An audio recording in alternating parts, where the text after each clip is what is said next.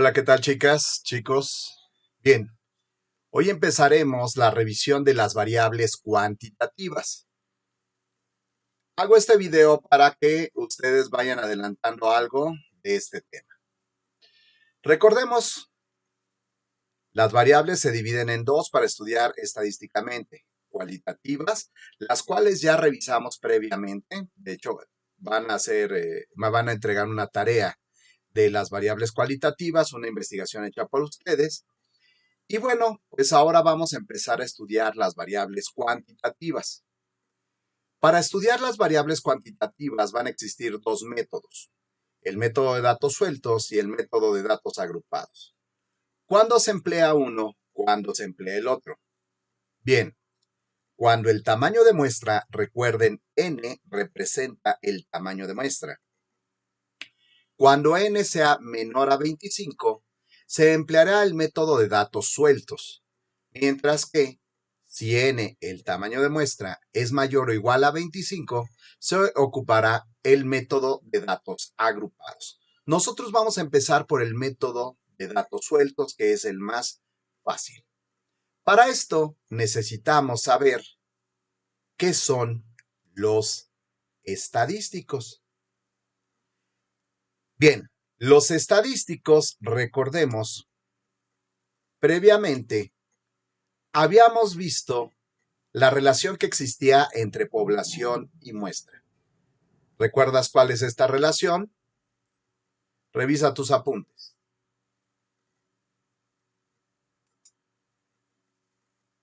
La muestra es una pequeña parte de la población y todas las características numéricas que representan a la muestra le vamos a llamar estadísticos, mientras que a todas las características numéricas que representan a la población les llamaremos parámetros. ¿Cuáles son estos estadísticos que vamos a empezar a estudiar? Bueno, recuerda que nosotros habíamos comentado ya en algunas anteriores sesiones que nosotros en este semestre íbamos a estudiar las muestras y hasta el siguiente semestre vamos a estudiar los parámetros. Bien, las características de la muestra, a los cuales se les llama estadísticos, serán los siguientes: media, mediana, moda, rango, desviación estándar, desviación media, varianza, coeficiente de variación, coeficiente de asimetría de Pearson, percentiles, deciles y cuartiles. Todos estos se dividen en tres características: medidas de tendencia central, medidas de dispersión y medidas de posición.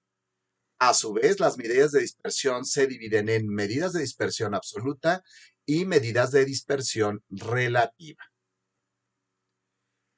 Al final de este video, lo que vas a tener que hacer es acomodar cada uno de estos estadísticos en el tipo de medida al cual pertenezcan. Es decir, a lo mejor la media puede ser una medida de tendencia central y lo tendrás que apuntar aquí. La desviación estándar pertenece a una medida de dispersión. La pregunta ¿es una medida de dispersión absoluta o relativa? Y entonces la acomodarás donde deba de ir. Y dentro de estos estadísticos, ¿cuáles pertenecen a las medidas de posición? Apúntalas aquí.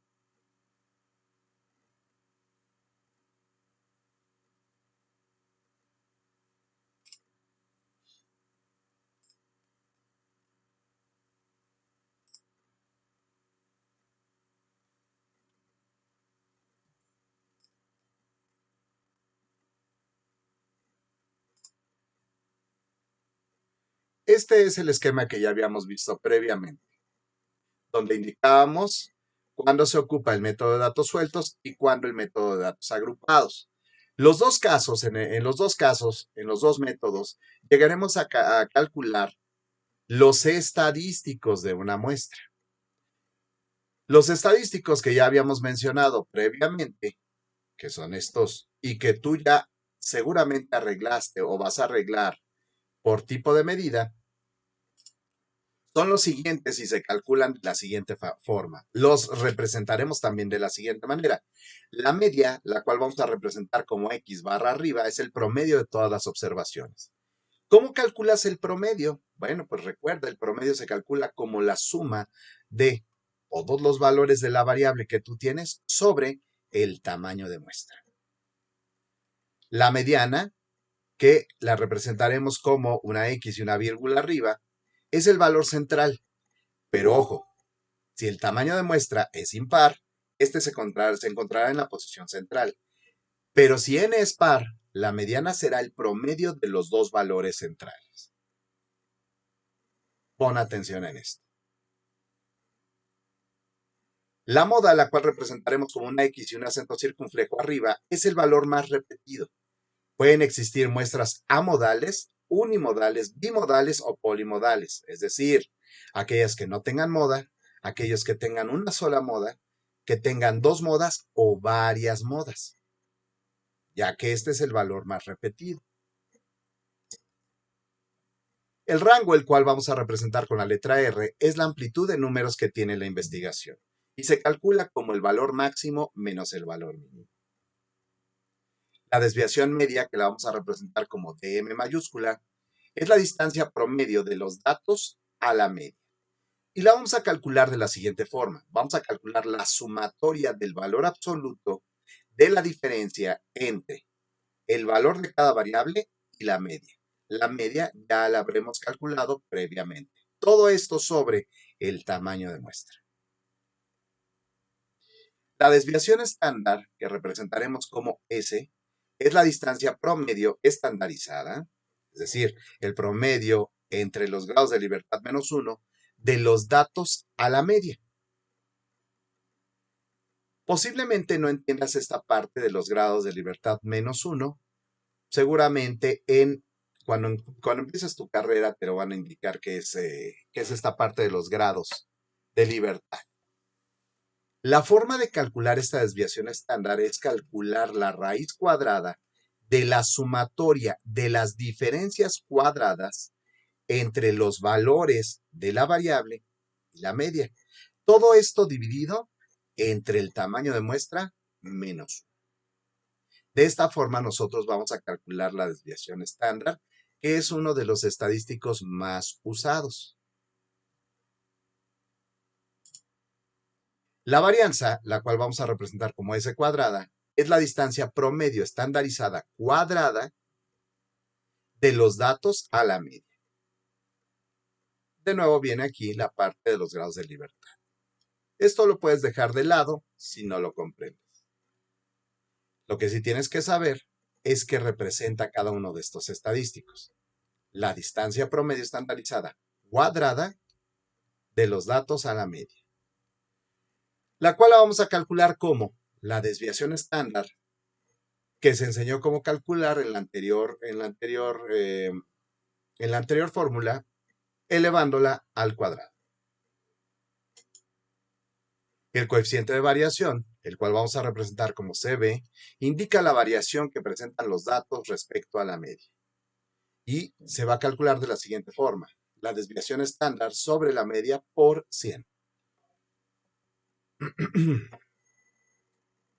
El coeficiente de asimetría de Pearson, el cual vamos a representar como CP, indica la tendencia del conjunto de datos y se va a calcular de la siguiente forma: 3 veces la diferencia entre la media y la mediana, todo esto entre la desviación estándar. Si el coeficiente de Pearson es menor que 0, el conjunto de datos va a tener un sesgo a la derecha. Si es igual a 0, el conjunto de datos se considera simétrico, y si es mayor a 0, el conjunto de datos tiene un sesgo a la izquierda. Esto se verá de manera más fácil cuando empecemos a construir los histogramas o la gráfica de caja.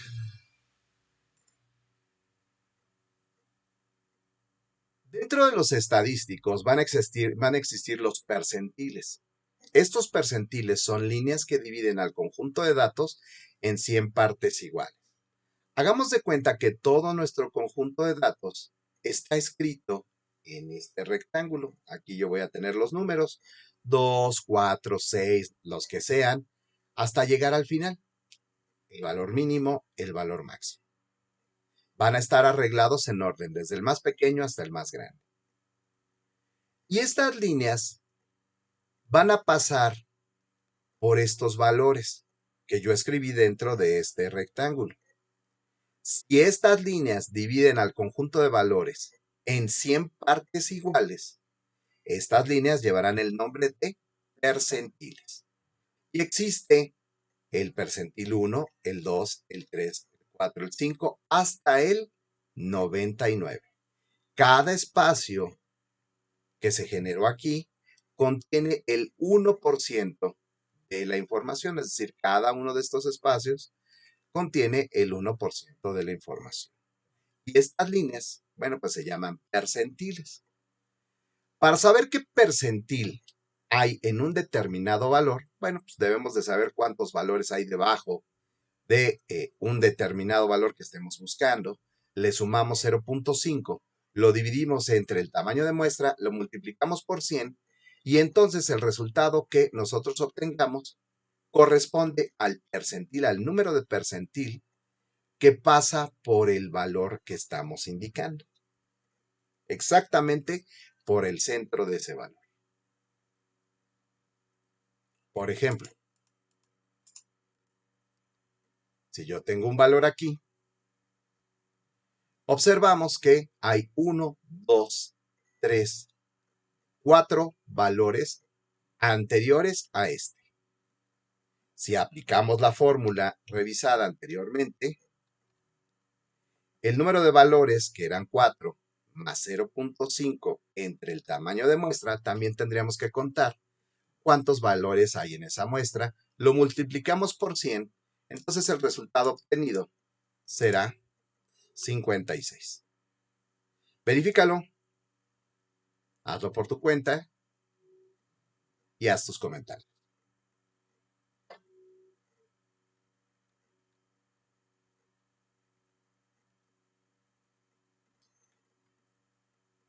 Ahora, si nosotros queremos encontrar la posición de un percentil cualquiera, a ese le llamamos PK, un percentil cualquiera en un conjunto de datos, lo primero que tenemos que hacer es ordenar el conjunto de datos de menor a mayor.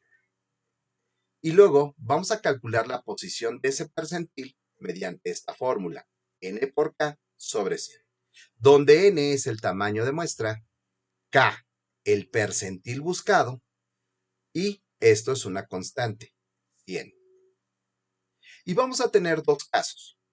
Si c no es un número entero, entonces vamos a redondear ese valor de c al siguiente entero. Localizamos esta posición de c en el conjunto de datos. El valor de esta posición representa al percentil buscado. Esto se verá de manera más fácil cuando nosotros estemos aplicando esta fórmula. El otro caso es si c sale número entero. Si c sale número entero, entonces vamos a tener que encontrar el promedio entre los valores que están en la posición c obtenida y la posición c más 1. Ese promedio que nosotros obtengamos entre esos valores representará al percentil buscado. Recuerda, el promedio que se debe de obtener es entre los valores escritos, como los que tenemos en el ejercicio. Los valores. Estos son los valores. Bien, no nada más existen los percentiles, también existen aquellas líneas que se llaman deciles. Y esos deciles van a dividir al conjunto de datos en 10% en cada sector. Recuerda, siempre deben de estar arreglados el conjunto de datos del valor mínimo al valor máximo. Y entonces estas líneas van a dividir al 10% de la información. Cada sector tiene un 10% de información. Recordemos que los percentiles dividen al conjunto de datos en 1% de información por cada espacio. Los deciles, 10% por cada espacio. Y también existirán los cuartiles. aquellas líneas que dividen al todo el conjunto de datos en espacios de 25%. Van a existir el cuartil 1, el cuartil 2, el cuartil 3. ¿Para qué? Para que todo el conjunto de datos aquí sume el 100%. En los deciles existirán del decil 1 al decil 9. ¿Para qué? Para que cada espacio contenga un 10% de información.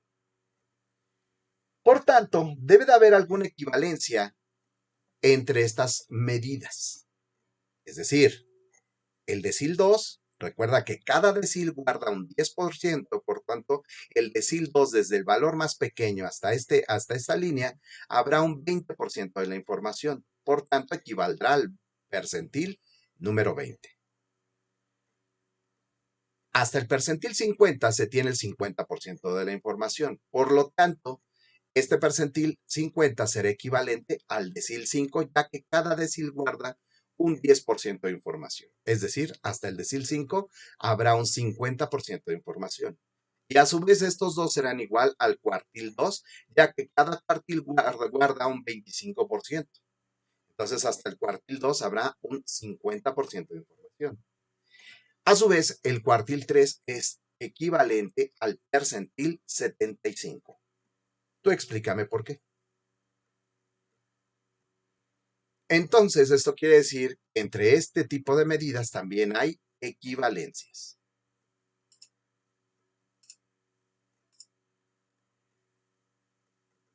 Esta actividad entonces se las estoy mandando por el grupo de Facebook, y en caso de que no hayas entendido estas definiciones, por favor, busca una definición que tú comprendas. Eso sí, pon atención a las fórmulas porque estas son las fórmulas que nosotros vamos a ocupar durante la clase. Saludos.